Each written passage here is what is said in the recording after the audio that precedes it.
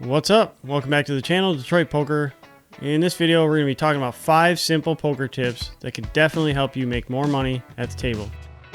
I make content for players who are trying to improve or become profitable at 1-2 and 1-3 no limit hold'em. And if that sounds like something you're interested in, you should definitely subscribe to the channel. Don't forget to ring the bell so you get notified every time I upload a new video. So with that being said, let's get right into the tips. This is something you're going to see glamorized in the movies, and you'll hear other players talking about it. You're going to see content about it on YouTube. I've made videos about this. Lots of books on this subject. It's poker tells. And how do they really affect the game of 1-2 or 1-3 no limit hold'em? Are they valuable at live poker games? No, not really. Poker tells are drastically overrated and misunderstood by most people. Focusing your energy on researching poker tells and looking for this at the table is probably the last thing you should be doing to try and improve at poker. Basically, the way you're going to beat these poker games is by recognizing other forms of tells, like bet sizing tells are extremely important at live low stakes, because people will often bet their really strong hands like super huge because they're afraid of getting drawn out on. And when they're speculating, they'll show that in their bet sizing. That's like the number one tell, is bet sizing tell. It has nothing to do with somebody's hand shaking or the way they're breathing or whatever. If you're thinking about poker tells and putting that as first thing in your arsenal, you're missing out on a lot. What you should be fixated on is solid fundamental poker strategy, playing aggressive, and watching how your opponents act after the flop. That's going to tell you what they have.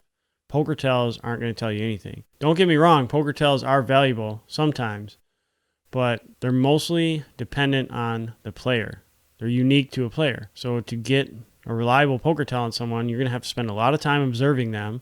You're going to have to see a lot of showdowns to verify that the poker tell is accurate. And that takes a lot of time. Time that could be much better spent doing something else to help you with your poker game. So don't put too much weight into poker tells, and don't put too much energy into trying to use them in game, because they're super unreliable and they're misunderstood, in my opinion. I think it's pretty common to feel like you're being bluffed when you're sitting at the poker table.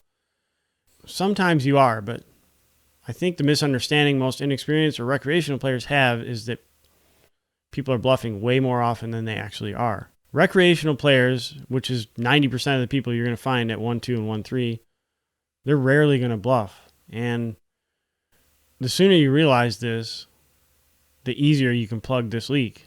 So just to put it into perspective, if you raise pre-flop and you're being aggressive after the flop, like you raise, you bet flop, you bet turn, and then one of your opponents raises you, and you think this is a bluff, this isn't likely to be a bluff at all. Recreational and inexperienced players will hardly ever bluff in the face of aggression. However, they will bluff at other times, but it does take some kind of experience to recognize the spots. Like the way that inexperienced players will bluff will be with draws. They'll lead into you on the flop and try to set their own price and build a pot in case they hit. And they'll do other things, like when it checks to them and no one shows interest in the pot, they'll stab at it. And sometimes after they stab at the flop, they feel like they have to continue betting because now they're getting more and more committed and they're losing more and more money, and they want to get that money back because they're so results oriented and they're so fixated on winning the session. So sometimes players will bluff if you set them up for it, but each situation is dynamic and it is going to require some experience and a lot of post-flop kind of skill to navigate this, to understand when the players will bluff and when they won't. But in general, if a recreational player gets aggressive after the flop, when you're betting, they're going to have 2 pair or better. And the sooner you realize this, you're going to make more money if you recognize this early and move forward. I see this all the time. I've been playing live poker for probably a little over 15 years, and one thing that has not changed in all this time is the limping. 1-2 and 1-3, just I think people come in and they want to limp and just play a friendly game, and then whoever hits the flop the hardest is the one that wins. if you're doing this, like, you are severely limiting your potential to be a winning player. Poker is not a game of luck. It's a game of skill. But if you want to play poker and win, you're going to have to be aggressive, because it's very simple. Aggression wins pots two ways. You can either bluff your opponents off a better hand, or you can win by actually making a hand. And then, like, as a byproduct of being aggressive, you're more unpredictable, and players think you bluff way too often. It creates this image where you get paid off when you actually have it, and when you don't, you can bluff a lot. So there's really no downside to aggression. But if you're limping in and trying to see cheap flops, and you have this rationale, like, I don't want to invest any money until I actually hit a flop or whatever, like, seriously, you're never going to go far in poker with this mentality. There is a time and place that limping is a good choice, and experience will guide you in this. But in general, if you're playing in super crazy games, limping in with a small pocket pair to set mine, that could be a good decision, because if you hit a set, somebody's just going to keep blasting away, and you'll get paid. There's a time and place for everything, and generally, limping isn't a good idea. So just stop doing this. Stop playing passively. Stop limping into pots. It's going to save you money. You'll win more money as a result of this. I see this all the time, and it never changes. People will show up with the biggest nonsense cards that you could ever imagine, and many of them will justify it after the showdown by turning to their neighbor, whoever wants to listen to them, and explain why they played this 9-3 offsuit. And the reasoning is usually something like, oh, I graduated in 1993. I never lose a 9-3 offsuit. Or they'll even have the excuse that, man, I've won so many pots with Queen 7 suited. So that's how they justify limp calling an early position with Queen 7 suited.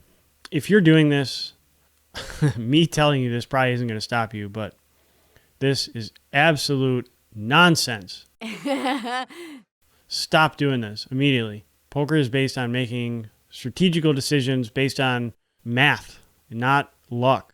There's no such thing as luck in the long term. Human beings have like this selective memory, and you're going to remember all the fond memories of the times when you smashed flops with this 9-3 offsuit, but you're going to forget all the times that you limp called a raise, called a flop bet, and folded the turn and dusted off $50 there and $60 here, or the time you got stacked because somebody had you one-upped. You're going to forget all that, but you're going to remember all these times that you won because you feel like this is a lucky hand. You're biased already, and you're just looking for results to justify this and verify it to yourself. You know, the first step in poker is playing solid pre-flop strategy, fundamentals. You should definitely research pre-flop starting hand charts. I also have a video series for 1-2 and 1-3. It's like a crash course, how to plug leaks and just get on the road to profitability. You can check that out as well. There is basic hand range in that video series in the first video. But just stop playing favorite hands, birthdays, all that crap. You're just losing money here, I promise you. Just stop doing it.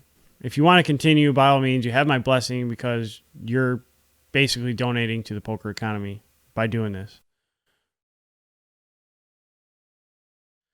Okay, this is something I talk about frequently, and it definitely is worthy of repeating over and over, because I don't think people ever seem to get this. The mental game and going on tilt and stuff like that, it's pretty much the biggest leak at live low stakes, and it's what keeps players from winning money. You've seen it before, and you've probably done it. I've done it. Everyone I've ever known or played poker with has done this at some point in time or another. Some people get a handle on it and they stop doing it, but most players they go through a cycle that when they win, they feel like it's justified because they're playing good. When they lose, they feel like it's bad luck and they're running bad. And also, when they lose, every bit of strategy that they know goes right out the window, and they just start playing terribly, and they basically just punt off money, and that's why they don't win, because they're tilting and they're spewing money. Poker is the greatest game ever because people can think they're good players based on short-term luck, and they just play like shit all the time, and they tilt all the time, and they never go anywhere. And the sooner that you get a handle on this tilt situation, the farther you're going to go in poker, and the faster you're going to advance. You can start out by reading some books. I got a couple of books to recommend for you. First and foremost, the book that I wrote, it's called The Poker Mind. It'll definitely help you in your journey to become a stronger poker player, mentally speaking. And also you should check out Jared Tendler's book. It's called The Mental Game of Poker. And he has version 1 and version 2. Version 1 is basically what I use to help me get better at poker. It's a really, really good book. You should definitely read it, and it's going to open up a lot of doors for you. But if you just continue to delude yourself and think that you're getting unlucky and you're not making mistakes and you're not tilting, like, everyone tilts, everyone makes mistakes. If you don't work on your mental game and get a handle on it, you're never going to go anywhere. It's that simple. You'll never advance.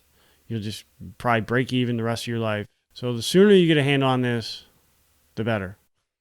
I offer coaching for players who are trying to become profitable at 1-2 or 1-3 no limit hold'em. If you're having a hard time beating the game, definitely send me an email, livepokerplayer8@gmail.com. You can also go over to the website, detroitpoker.net, and there's some information over there as well. Don't forget to check out some of my other content. I have lots of videos dating back a couple of years. I'm sure there's something to help you become a better poker player. Until next time, smash flops, stack everyone at your table, run good, all that. Catch you on the flip side.